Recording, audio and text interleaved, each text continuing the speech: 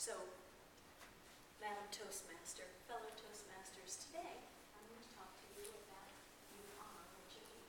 Now, I may be talking to the choir because a lot of us are health nuts.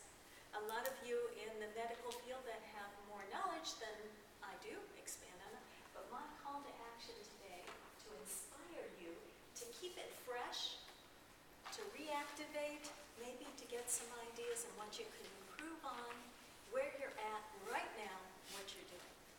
So to begin with, I want to start my story with 20 years ago, I had stomach virus and had for about 2 months. Doctors and just continued. Because of that, I had 2 rounds of antibiotics.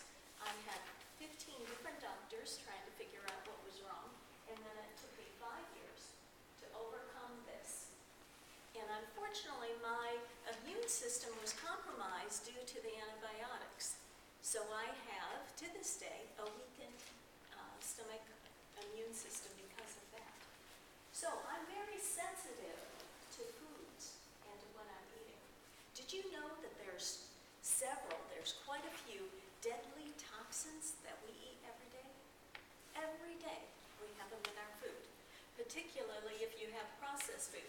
The first one is sodium nitrate. We love our bacon. Bacon. And we like our hot dogs at the let's go to the ballpark. However, those all have nitrates in them. Nitrates have been proven to have cancer, to cause cancer in mice, in all kinds of animals. So I would suggest you might want to watch that. One of the deadly, there's actually 12, whether I touch all bases and remember them all, I'll be doing good. But that's one of the most deadly of the additives in our food. The next one is BHA and BHT. Now, David could probably tell you what those mean. I don't know, but they put them in cereal to help it to stay fresh and to preserve it. And they're in potato chips and they're in vegetable oil a lot of times, which you wouldn't think. If you look at your bottle of oil, sometimes this component helps to set it up so it doesn't go rancid and spoil, but actually the ingredient is harmful to our system. It's proven to cause cancer. The next one is trans fats. Now we all know what those are. Those are those McDonald's fries that they say are not trans fats, but there's still stuff in there that we probably shouldn't be eating. A lot of times when you go out to make restaurant food taste better, you gotta put that trans fat in there because it's just so yummy. Another one is monosodium glutamate.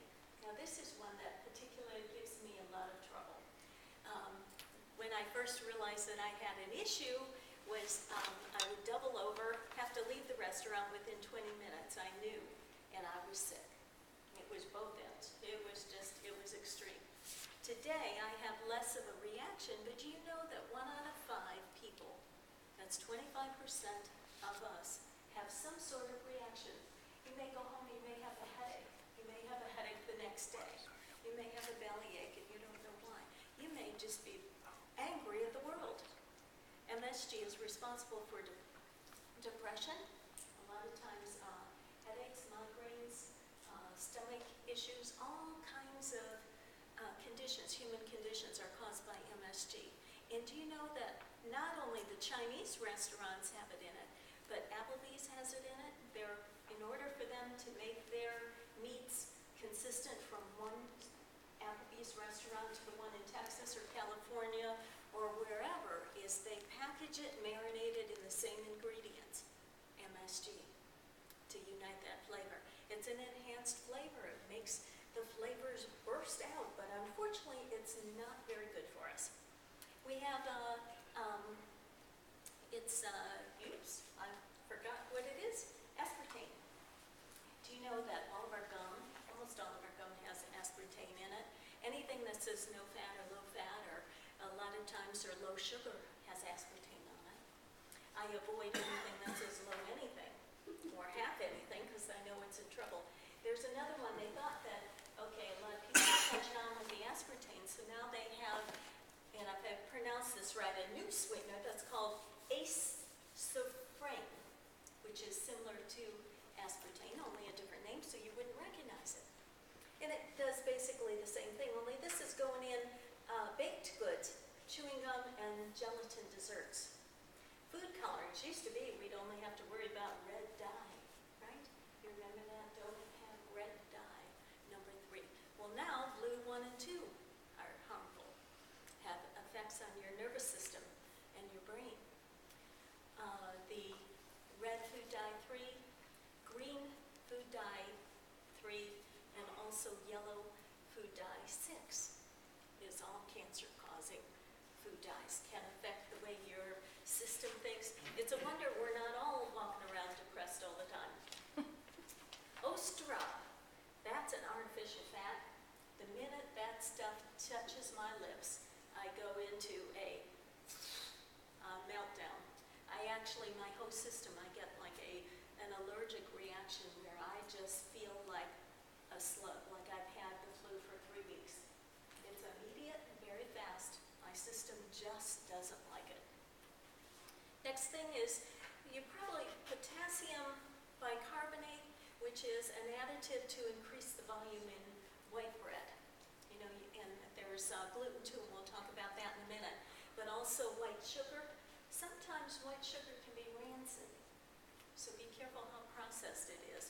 It's better to have the natural sugar, the ones that are not changed and altered. A lot of times to process white sugar is they use toxins to make it white, to bleach it, which is not too healthy. The last one is sodium chloride, which is salt. We all need salt in our system. However, if you get too much, the average American probably gets 4 times the amount of salt that our system actually needs. And what that does, it used to be in Egypt, they used salt to mummify people. So you wonder why you're getting older? You wonder why you're getting more drawn and more faced, and why your bones are getting dry and brittle? Watch your salt. Not only to say about the high blood pressure and the other things. So this is a call to action. Years ago, one of the extreme things for me was gluten. Gluten, I thought I had Epstein-Barr virus, and I was diagnosed at that only because they didn't know what else to call it. And they had decided that, and one doctor out of the 15 thought maybe I was hypochondriac and I was making up this stuff because they can't believe that I was that sick when all my numbers, blood tests were all normal. They couldn't figure that out. But one of the things that the gluten does is it is a glue. If you take a loaf of Wonder Bread and smash it up against the wall, it would stay there probably for 20 years, maybe, or so. That's because of the glue. Unfortunately, it takes a long time to get out of your system. Most produced products, meats, all your packaged meats, your deli meats that you get, unless you have it freshly sliced, has some gluten in it, which is unfortunate. Most popsicles have gluten in it. Anything that has natural flavors on it, that has gluten, they call it gluten, because it's a natural flavor. So anyway, there's approximately 1 out of 131 people that have an allergic reaction or has this disease. And they have a mild reaction.